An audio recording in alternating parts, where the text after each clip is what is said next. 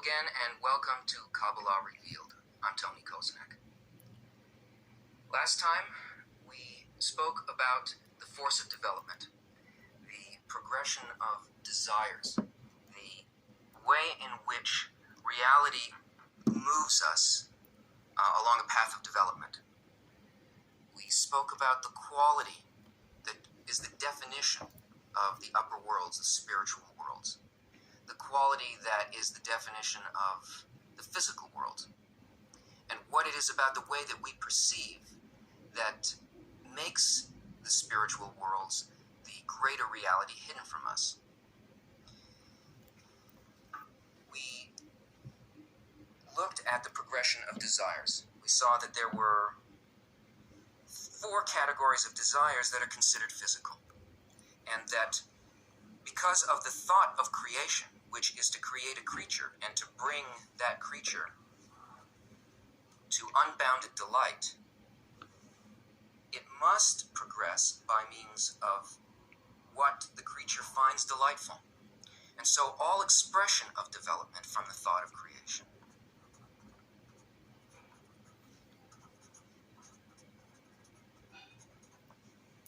is expressed through a lack and a filling. And we saw that desires progressed from simple desires, animal desires for sex, for shelter, food, family. And when that was filled, we moved on to a greater desire, which is a desire for wealth, which is an accumulation of the first one.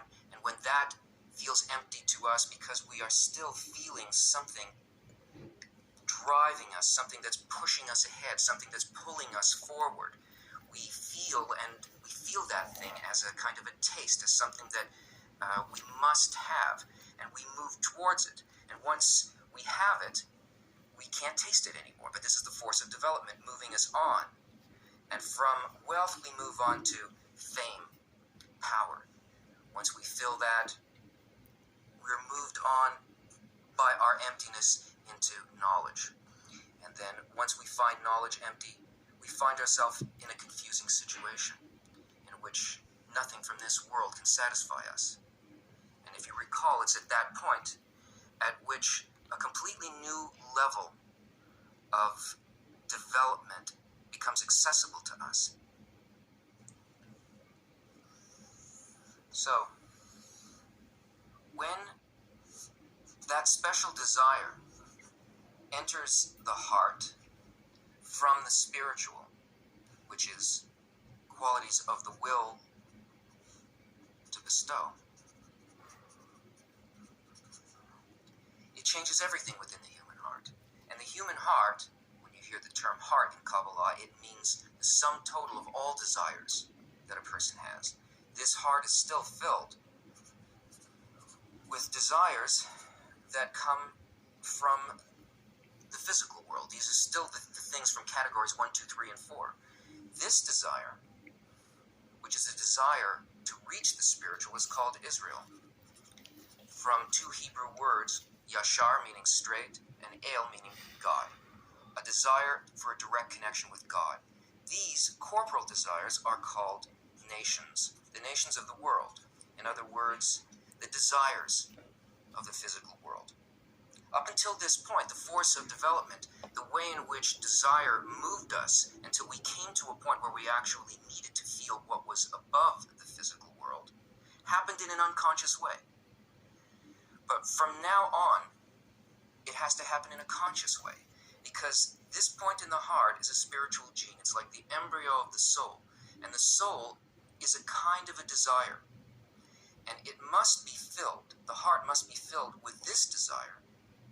It must fill everything despite these other corporal desires. In other words, all of the desires that we have to undergo a transformation, a correction. And it's by correcting these desires that the desire to go directly to God can be fulfilled. Now, why is that?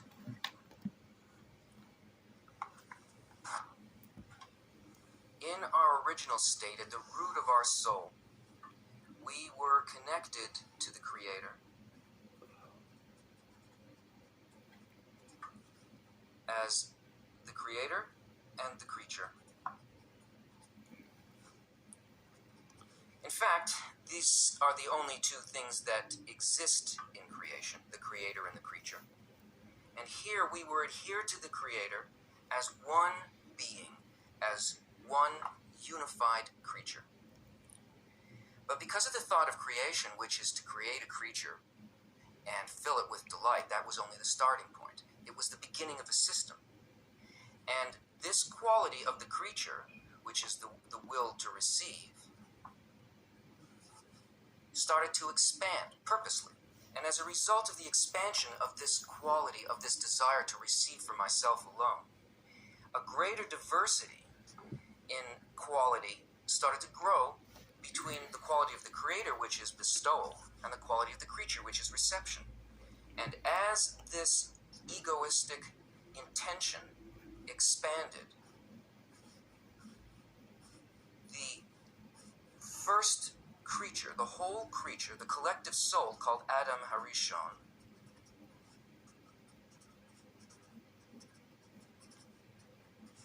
meaning the first man, descended through a system of worlds, through 125 steps, to greater and greater egoism until the soul reached a point at which it became separated into what appears to be physicality. That is, the collective soul was shattered into 600,000 parts, each one of these parts having a piece of the original, each one of these parts a desire. Now, because this is a process, and this is only the halfway point, this broken, shattered aspect of the collective soul in which we experience isolation, separation from each other, a kind of antagonism towards each other, a desire to exploit each other, and an experience of the physical world. This is the halfway point, and it is going to be corrected. It's going to rise back up through this system of worlds, back into this state of adhesion with the Creator, but it can't do it all at once. So purposely, it was broken into 600,000 parts. Each one of these parts was likewise broken down into 613 desires. That is, each individual desire within Adam Harishon consists of 613 desires that can be corrected. The parts are small enough. It's like dividing a huge treasure and giving a coin to each person, knowing that each one will return this quality of bestowal, this point in the heart that's placed inside of it. Can be trusted to bring that point back to its origin and put the treasure back together as a collective once again. So in the point in the heart of the individual who begins to feel this desire for spirituality, this coin from the treasury of the king, plus the 612 other desires that exist in the heart, must be transformed bit by bit to resemble to a greater degree the quality of the Creator, to reverse this process. Now the thing is, this process of the return, of the correction, of the tikkun, of the transformation, of the fulfillment of the thought of creation, it's going to happen. And all of us, all 600,000 pieces of the collective soul, are going to rejoin and are going to ascend from physical, selfish perceptions and a world of suffering back into a complete, whole interrelationship with each other in such a way that we reach the goal of creation, which is adhesion to the Creator and the complete filling and of the greatest unbounded desire. It's going to happen. But the question is, will it happen consciously with our agreement, or will we be pushed to it? You see, there's one goal, and the goal is assured, but there are two paths to the goal. One path is called the path of pain, and the other path is called the path of Torah and mitzvot. Now, the path of pain is the path that we're all already on. It's not even really a path. It's what we see as the slow, grinding evolution of humanity that we call history. It is a kind of clinging to our physical way of perceiving, to the characteristic that we really need to transform. And as a result of this non-conscious involvement with the process of development, we find ourselves being pushed by events. We see catastrophes, we see tsunamis, we see wars, we have personal experiences in our lives, experiences of pain, experiences of suffering that are caused only by the lack of conscious involvement with the process of the development of desires and their correction. Now this path can go on and on and on, and it's disastrous. Once the point in the heart appears in a person, though, it becomes a conscious involvement. And this is the path of Torah and mitzvot. Torah means instruction by the light.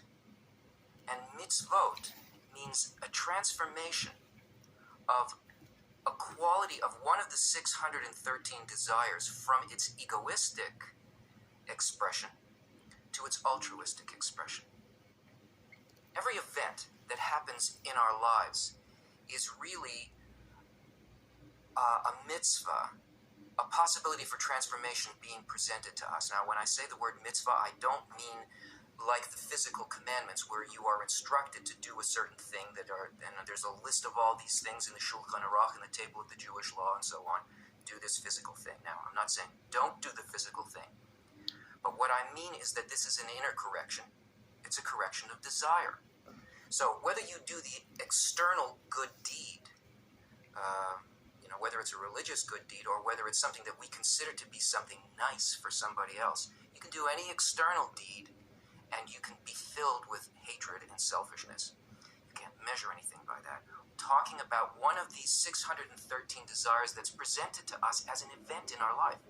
Our entire lives are planned in such a way by this process of development to present us with the opportunity to take what we first feel as a desire to receive for myself in a given situation and transform that into its altruistic form, to try to understand what the thought of the Creator is, the thought behind giving me that situation. Because as you remember, the only way that we progress along a spiritual space is by altering a quality within me to resemble that quality in spirituality that I want to enter. So what it is that I want to know, according to this new desire, this desire straight for the Creator, is I want to know the Creator. I want to have a direct sensation. I want to feel in my desires and the tangible things that occur in my life. What is the thought of the one, of the upper one, of that upper level that gave me this perfectly structured situation, that gave me this opportunity, like a birthday present, for me to take it first in its corrupted form, and by analyzing this and seeing what it is, feeling what his thought is behind it. That's a mitzvah. That's tikkun. That's transformation.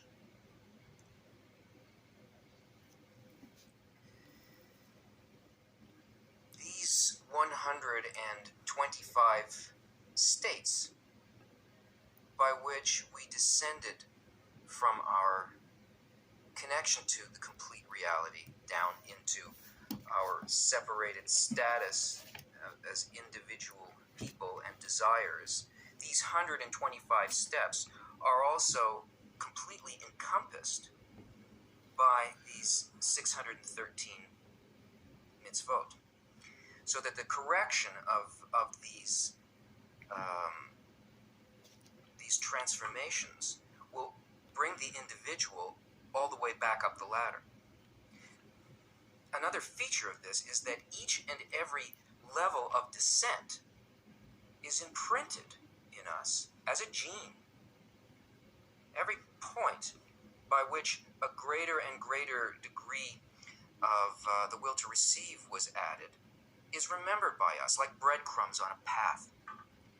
And this being the first spiritual gene, this point in the heart, our access to ascend, is actually the entry point on a chain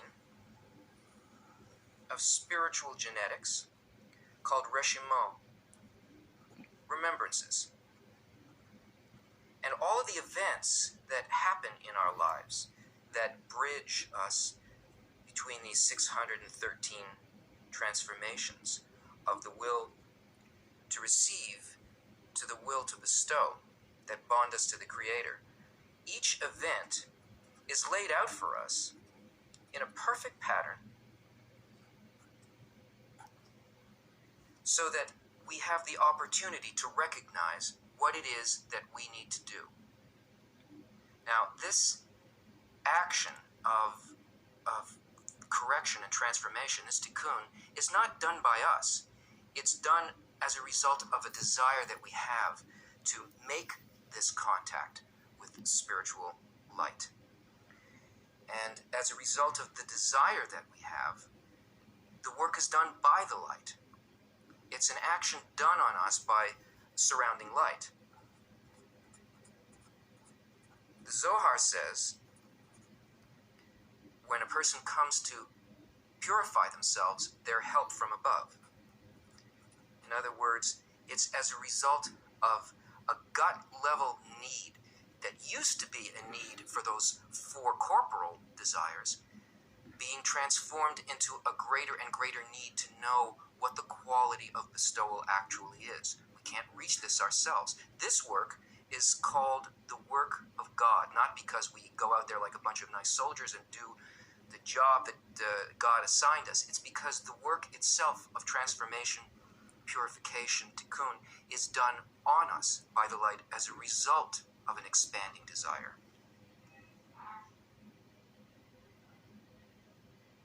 But don't be confused by the word light. Don't think of it as a physical thing. Remember that the quality of the spiritual world is a quality of attributes. It's a quality of intention, feeling states. And if you want to feel the contrast between your intention and the intention of the light, then you can't simply have a desire and have it filled directly by some kind of pleasure the way that we do that in the physical world.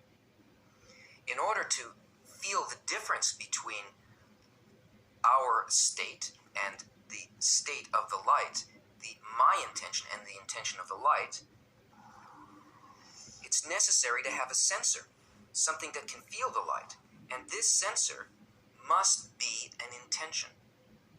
It's called a screen. This is what we referred to in our last show as the additional sense, the sixth sense. Now, this screen acts as a resonator, a contrast point between the desire that sends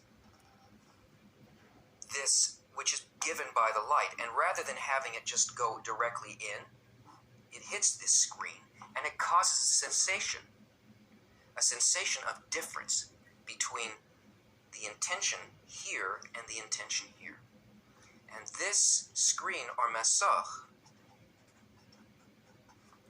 this is the tool. This is the way in which we can turn the will to receive, which is our matter, and the only tool that we have to work with, into something very different. We can begin to feel and receive the light only according to an intention that matches the intention of the spiritual world. Now, we'll deal with this more later, but what happens when this can actually occur, when the feeling in here, the intention in the screen is the same as the intention in the light? This is called a corrected desire. And this contrast creates a need in us, the right need, a particular need. It builds a lack in a particular direction. It makes us want to feel what we don't have, and that is the sensation of the light, the thought, the intention behind the light. And it moves us in the intended direction of greater and greater correction. Every time that a desire moves in transformation from its corrupted form into its perfected form, a transformation from its will to receive to the will to bestow, this puts us in touch with eternity. It connects us more and more to the thought behind the entire process. And not only does it do that for this one particular desire and for one individual, but as a result of the connection, the interconnection in Adam Harishon, that part of person number one, that desire within person number one, like a hologram, becomes corrected in each one of the other desires and reconnects them to each other. So it raises not only the person who does the correction, but their entire world. So that our perception of our reality, the reason that things happen, the thought behind it, whether or not good and bad things are occurring, this changes. A person can feel the total goodness behind the guidance of the entire system and is no longer fooled by physical ideas of what's good and evil. This perception of the love behind the process is really what enlightenment is. Now we see good and bad events surrounding us, things that we want to happen and things that we feel should not happen. And this sense that we do something right or we do something wrong, that we make a certain act and we're punished for it, that there is a good force and a bad force in reality, this is not reality. This is the way that it appears to the will to receive. And enlightenment means that we can see, despite anything that appears to us, what the real unifying thought is behind that. Join us next time when we look at the force of development, the reason for suffering, and how we can rise above that.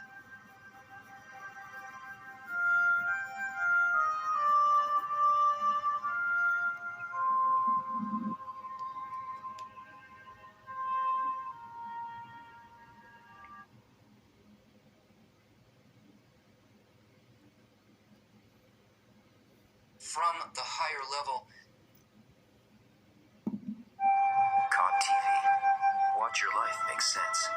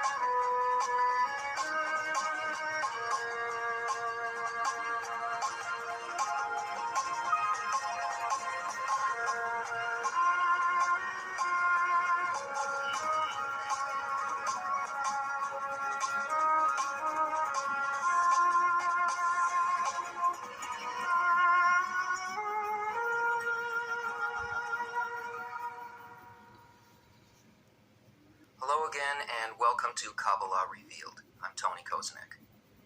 Previously, we learned about the blueprint for reality, the thought of creation, the action of the Creator, the quality of the upper world, what spirituality is.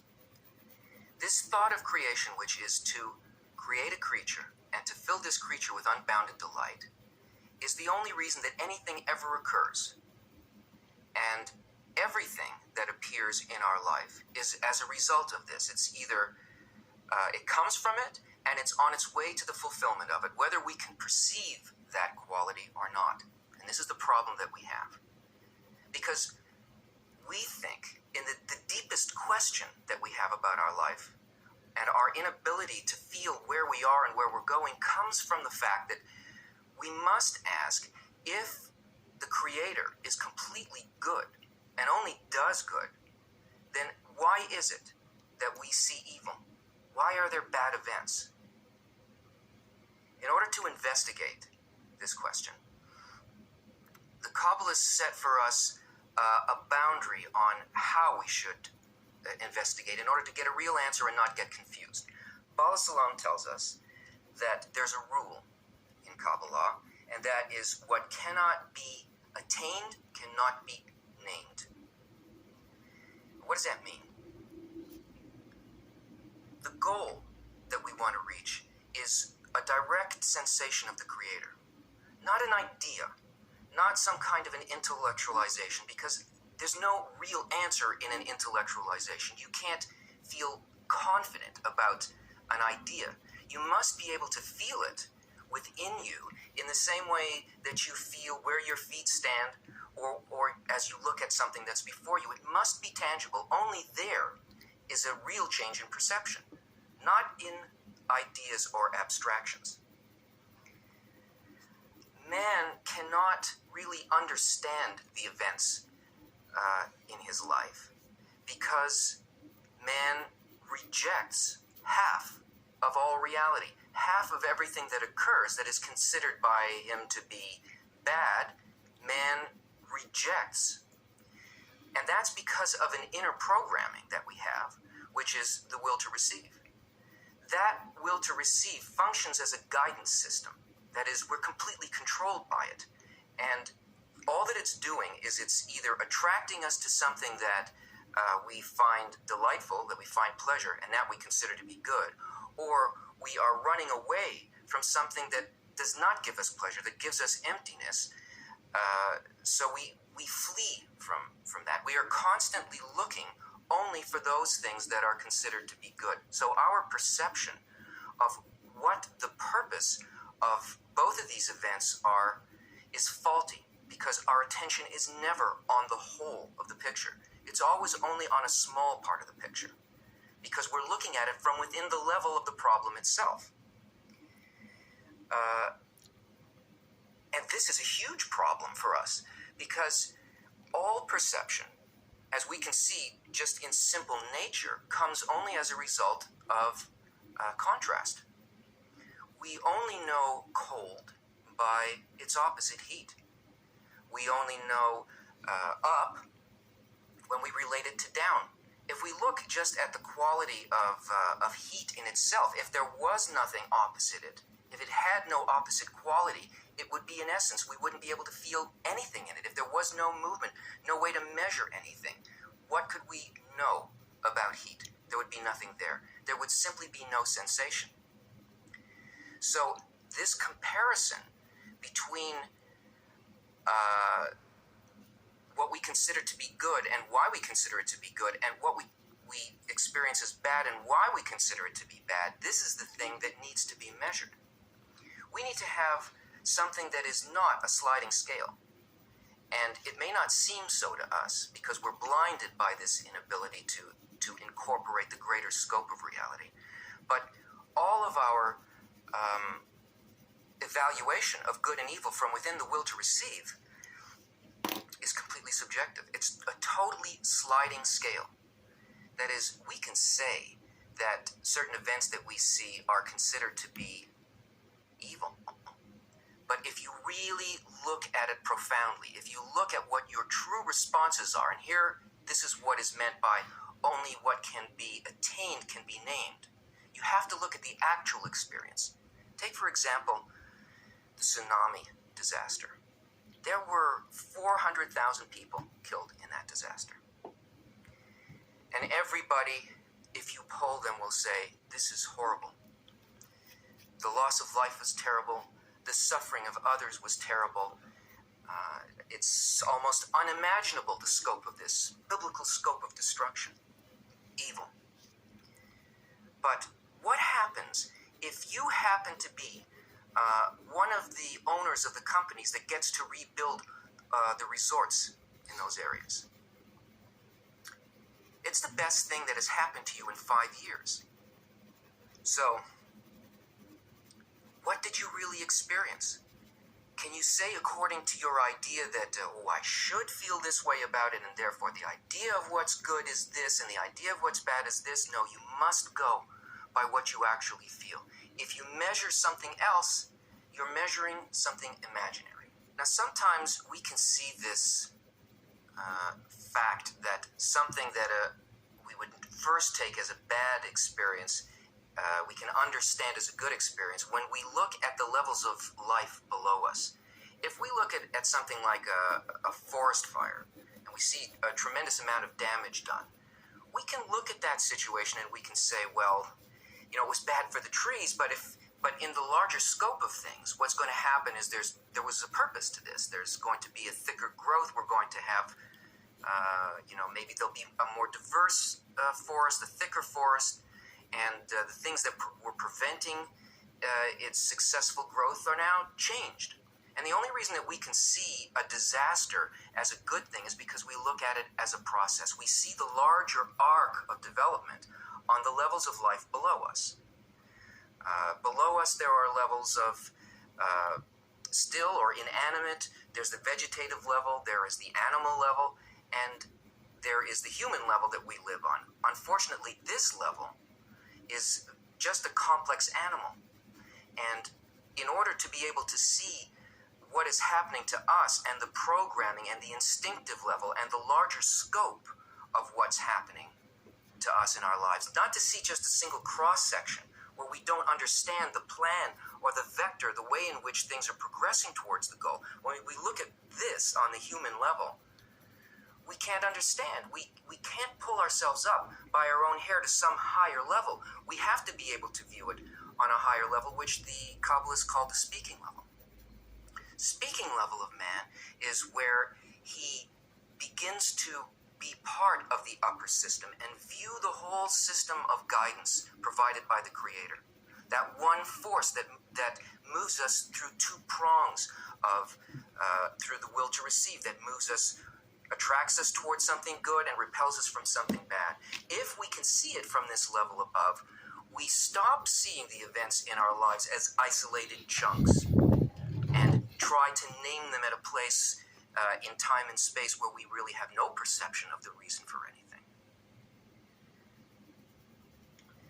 So, what do we do to be able to get ourselves into this higher state? How do we see from this higher point of view?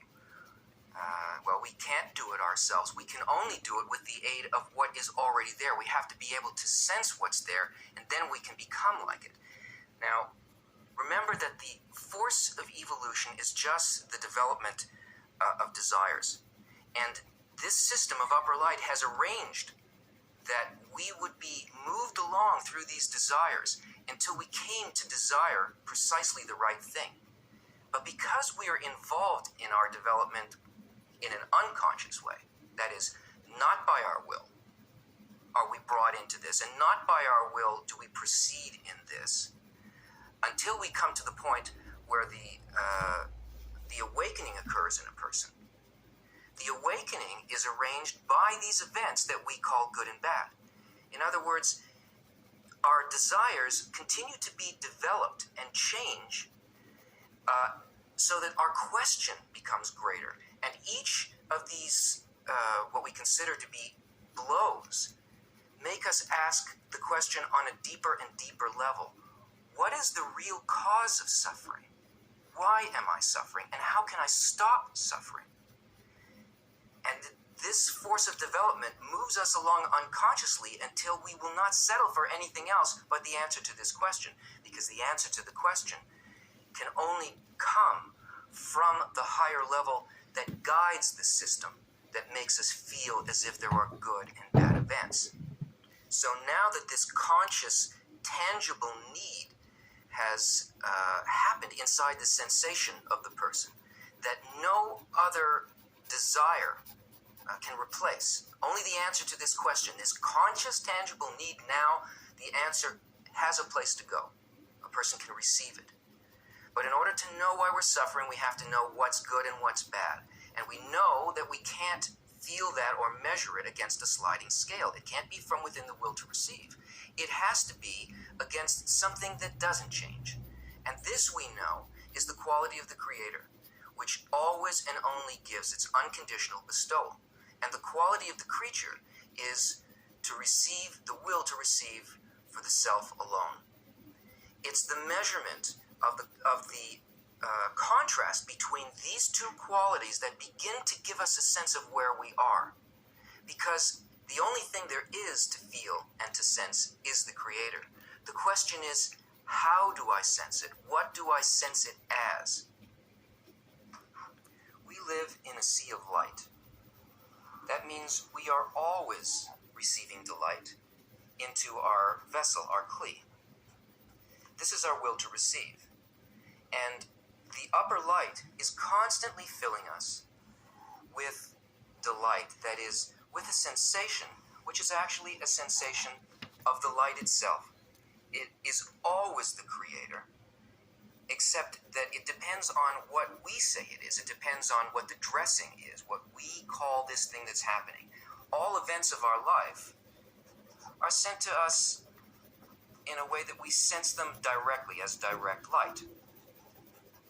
But if we feel them that way, that means that we feel them through the will to receive, and we don't know why they're being given. What we seek to do is to feel the thought inside of it, that is, what is this quality here? What is the quality of bestowal that is the Creator's intention behind giving to us in this event? How is this connected to the force of development that is bringing us to fulfillment? If we can understand and get a sensation of this, then we understand the event and we also rise to that level. And all that we seek to do in the events of life is to justify the Creator. This is what a righteous man is, what a tzaddik is. It's one who, regardless of the events of life, feels the thought behind the giving of the event, the benevolent force of the Creator's guidance. And only the difference between what we feel in our kli and what the Creator's thought is, that is, what our thought is, compared to what the Creator's thought is, this is the source of suffering. This contrast between my nature, my intention on reception of the light, and the Creator's intention on the bestowing of the light, this discrepancy